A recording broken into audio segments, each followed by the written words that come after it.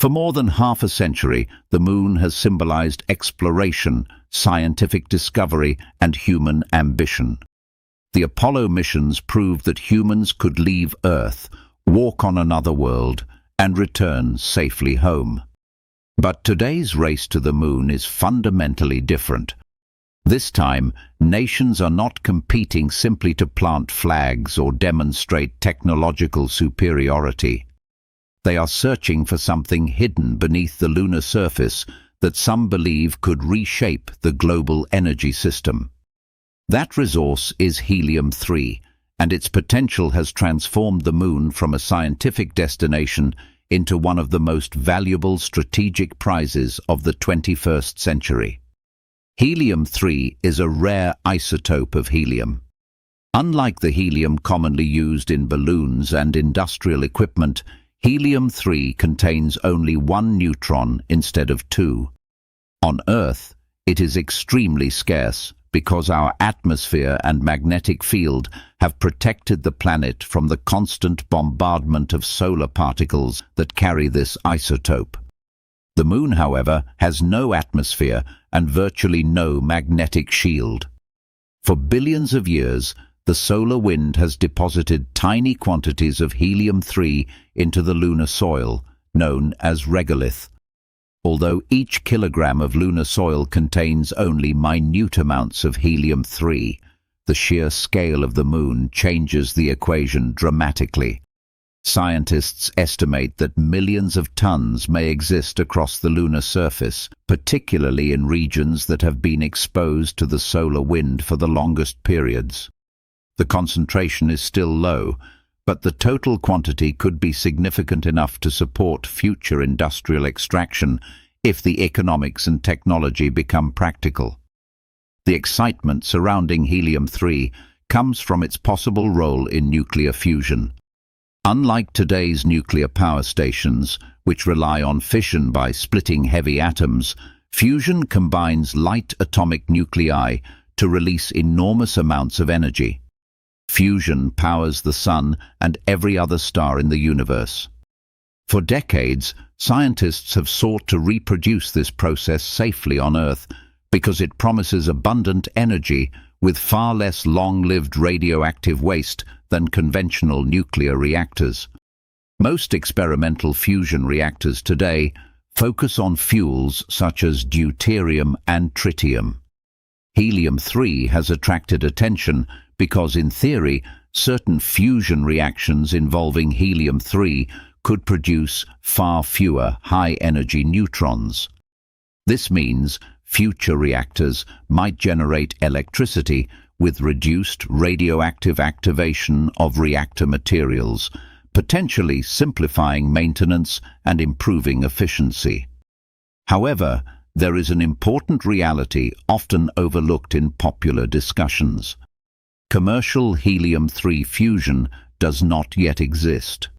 Scientists continue making progress in fusion research, but reactors capable of economically producing electricity using helium-3 remain a long-term objective rather than an established technology.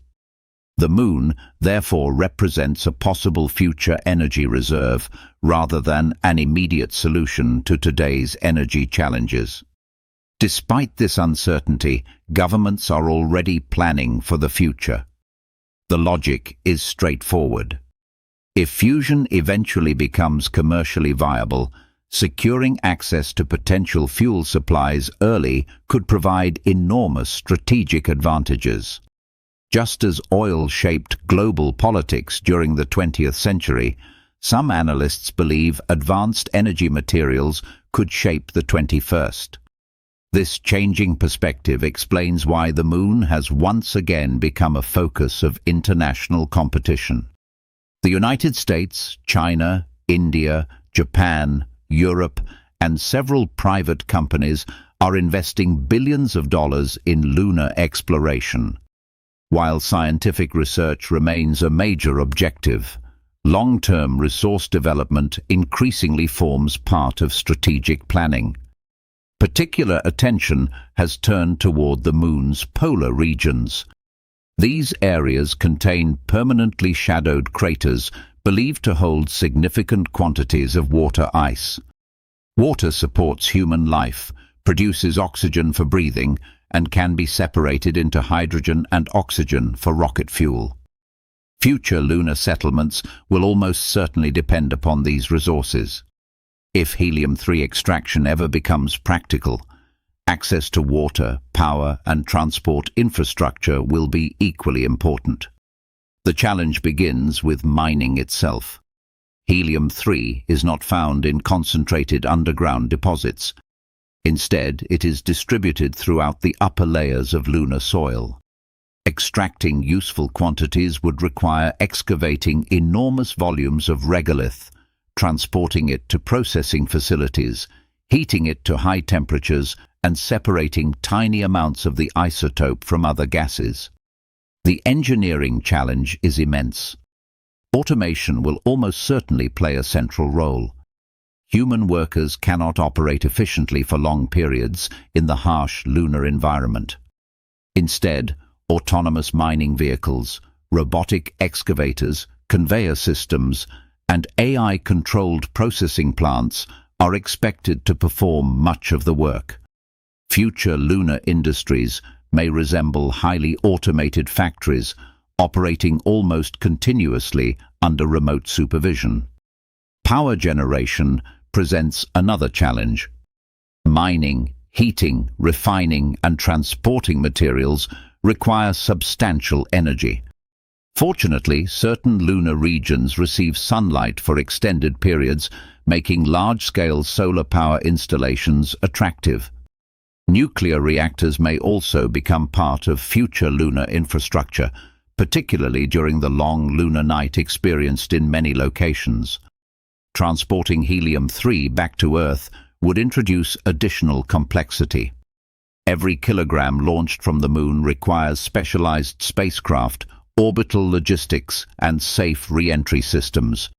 Future reusable lunar transport vehicles could reduce costs significantly, but such systems remain under development. The economics of helium-3 depend not only on mining, but on every stage of the transportation chain. Private companies increasingly see commercial opportunities in this emerging economy. Businesses developing lunar landers, robotic exploration systems, communication satellites, and cargo vehicles anticipate supporting future industrial operations beyond Earth.